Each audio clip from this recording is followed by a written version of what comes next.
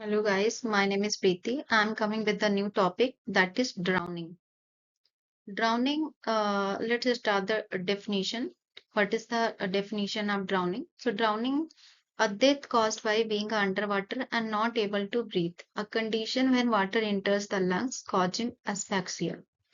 So under water अगर कोई person है जब वो डूबता है तो क्या होता है कि वो पर्सन सांस नहीं ले पाता। सांस ना लेने के कारण उसकी डेथ हो सकती है। बेसिकली ये होता क्यों है क्योंकि अंडर वाटर अगर पर्सन अगर डूब रहा होता है तो उसके लंग्स में वाटर एंटर कर जाता है। वाटर एंटर कर जाने की वजह से एस्फेक्सिया हो जाता है। एस्फेक्सिया मीन्स कि the person is unable to take a breath properly. तो पर्सन अगर प्रॉपर सांस नहीं ले पाएगा तो उसकी अंडर वाटर डेथ हो सकती है। So drowning is a form of asphyxia due to death due to aspiration of fluid into the air passes by submersion of a body in water or fluid medium. So drowning क्या है? एक ऐसा form है जिसमें person जो है वो proper तरीके से सांस नहीं ले पाता है। Person is unable to take a breath, जिसकी वजह से उसकी डेथ हो जाती है। और डेथ हो जाती है क्योंकि वो जो वहाँ का फ्लूइड है वो एस्पायरेट यानी कि अंदर की तरफ उसके लंग्स में फ्लूइड इंटर कर जाता है एंड उसके एयर पासेस में इंटर कर जाता है by submersion of body in water and fluid medium, जिसकी वजह से पर्सन की डेथ भी हो जाती है। सो ड्राउनिंग एक फैटल कंडीशन है, ड्राउनिंग जिसकी वजह से पर्सन की डेथ हो सकती है। Next one is the how can drowning fatal. So drowning कैसे खतरनाक हो सकती है? So drowning when a victim is under water, see he and she can breathe for a few seconds, but after some time the victim struggle to inhale air as long as possible, but as slowly or gradually he and she goes below the water, then the victim start to exhale air and inhale water.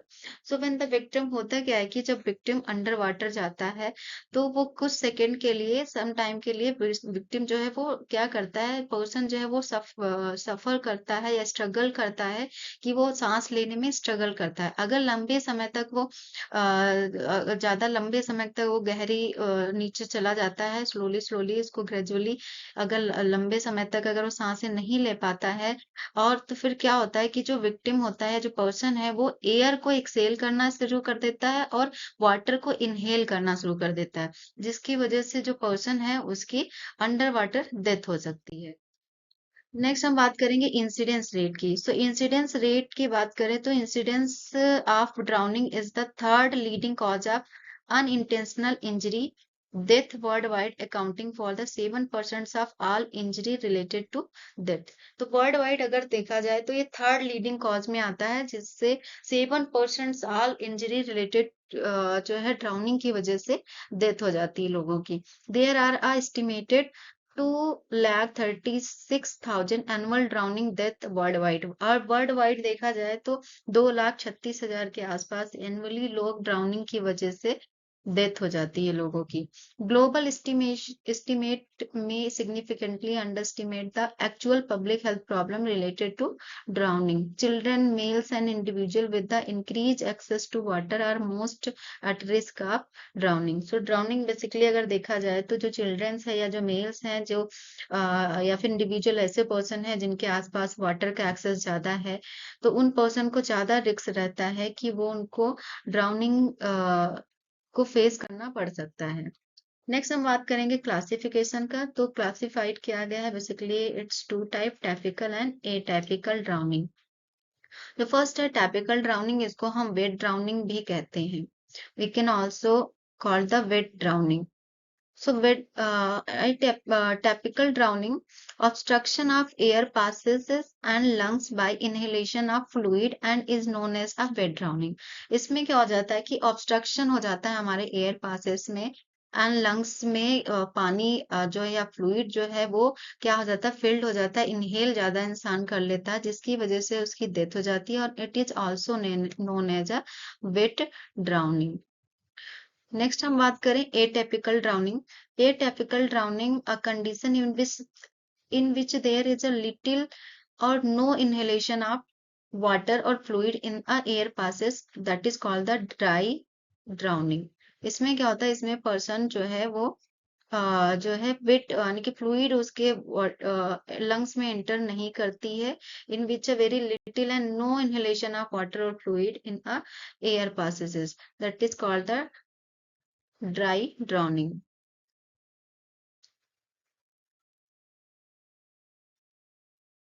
Next we will move on the causes. What are the causes of, यह क्या कारण है जिसकी वजह से drowning हो जाता है लोगों को। So drowning basically the first cause is the drinking alcohol while boating और स्विमिंग। अगर कोई पर्सन है वो ड्रिंक करके अल्कोहल वगैरह बोटिंग करता है या स्विमिंग करता है, उस पर्सन को ज्यादा चांस रहते हैं कि उसको ड्राउनिंग फेस करना पड़ सकता है।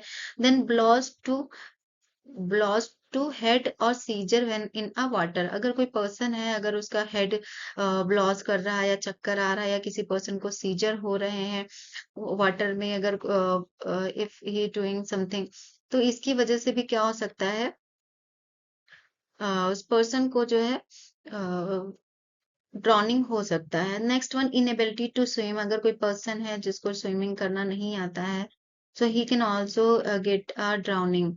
And the next one, leaving a small children unattended around the bath tub और पूल्स। अगर कोई पर्सन है, अगर अपने बच्चे को अनअटेंडेड तरीके से अगर प्रॉपर ध्यान नहीं देता और आसपास बाथ टब या पुल्स के आसपास छोड़ देता है, तो ये भी एक बहुत बड़ा कारण है जिसकी वजह से ड्राउनिंग की वजह से डेथ हो सकती है। Next one is the risk factor. क्या क्या रिस्क फैक्टर हैं कि इनको ज्यादा होने के चांसेस हैं। तो risk factor basically age group, मतलब कि बच्चों को ज्यादा होने के चांसेस है। जेंडर में देखा जाए तो फीमेल जेंडर जो है एक ऐसा जेंडर है जिसमें उनको होने के चांसेस हो सकते हैं। एंड एक्सेस टू वाटर, या फिर ऐसे पर्सन जिनके आसपास वाटर का सोर्सेस ज्यादा है, जैसे पॉन्ड्स, रिवर, उन पर्सन्स जो आर पास के लोकेटेड एरिया है उनको चांसेस ज्यादा हो सकता है। फ्लड डिजास्टर, अगर कहीं बाढ़ आ गई है किसी विलेजेस में या किसी कम्युनिटी में, तो उन पर्सन्स को भी रिस्क रहता है कि उन्हें ड्राउनिंग फेस करनी पड़ सकती है। या ट्रेवलिंग ऑन वाटर, अगर कोई पर्सन है वो वाटर्स में, सी और रिवर ओशियन में अगर ट्रेवल करता है, so that person also can get a drowning health issues. Next one is the sign and symptoms. क्या क्या साइन एंड सिम्टम्स हो सकते हैं फॉर ड्राउनिंग के। सो ड्राउनिंग में वॉमिटिंग आ सकती है, blush skin, face and lips हो सकते हैं, पेल अपियरनेस हो सकता है, कोल्ड स्किन हो सकती है, चेस्ट पेन हो सकता है, cough with pink sputum, lethargy person feel करेगा, restlessness and no restlessness. These are the symptoms, sign and symptoms of drowning. Next हम बात करेंगे मैनेजमेंट की। सो मैनेजमेंट, नेक्स्ट हम बात करने वाले हैं मैनेजमेंट की। सो remove the victim from water and give a CPR. अगर आप जो नर्स, अगर आपको लगता है कि कोई पर्सन या कोई पर्सन आपके आसपास ड्राउनिंग से सफर कर रहा है, तो सबसे पहले आपको क्या करना है, विक्टिम को बाहर निकालना है और उसको सीपीआर सीपीआर देना है, विच इज आर्टिफिशियल रेस्पिरेशन। सीपीआर क्या है, एक आर्टिफिशियल रेस्पिरेशन है। कार्डियक, सीपीआर का फुल फॉर्म है कार्डियक पल्मोनरी रिससिटेशन, जिसमें हम आर्टिफिशियल पर्सन को रेस्पिरेशन देते हैं पर्सन के ब्रीथ को रीस्टार्ट करने के लिए। सो तो इसमें हम mouth to mouth breath method का यूज करके पर्सन को रेस्पिरेशन प्रोवाइड करते हैं। So remove the victim from water and give the CPR, which is artificial respiration. The mouth to mouth breathing method is advocated rather than the other method. Other method के according ज्यादा suitable method है कि mouth to mouth उनको breath दी जाए। For mouth to mouth artificial respiration follow the below given points. जैसे हमें कुछ पॉइंट्स हैं, अगर माउथ टू माउथ अगर आप सीपीआर दे रहे हो तो कुछ पॉइंट्स हैं जो हमें फॉलो करने चाहिए। जैसे कि ले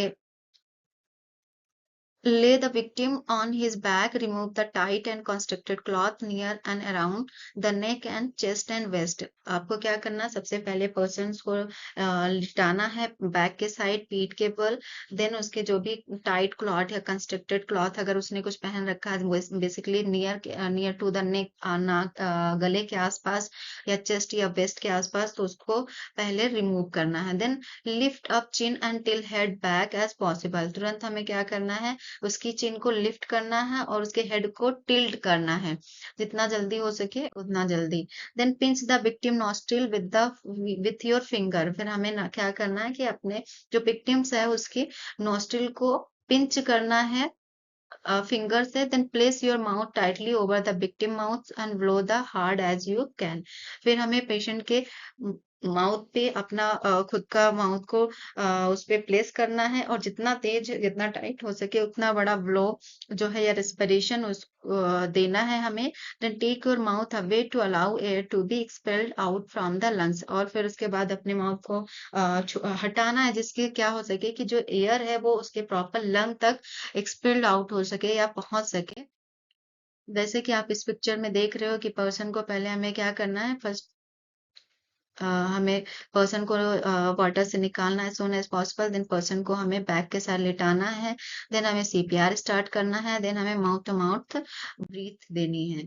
then the next we will going to discuss the circle of drowning prevention. क्या सर्कल है जिससे हम ड्राउनिंग को प्रिवेंशन कर सकते हैं। सो फर्स्ट हमें क्या आना चाहिए ड्राउनिंग से प्रिवेंट करने के लिए, लर्न टू स्विम, स्विम करना सीखना चाहिए। कंस्टेंट सुपरविजन ऑफ चिल्ड्रन, अगर बच्चे आसपास तालाब पॉन्ड या रिवर के आसपास हैं तो उनको कंस्टेंट सुपरविजन देना चाहिए। फेंस बैकयार्ड पूल्स बने होने चाहिए आसपास, जो ओशियंस होते हैं रिवर्स होते हैं उनके आसपास पूल्स बने होने चाहिए। वियर अ लाइफ जैकेट, और जब भी आप वाटर या फिर उसमें ट्रैवल करें तो हमेशा लाइफ जैकेट का वेयर करें। लाइफ जैकेट को पहन के ही आप वाटर में ट्रैवलिंग या फिर स्विमिंग जो भी है वो करें, रिवर राफ्टिंग करें।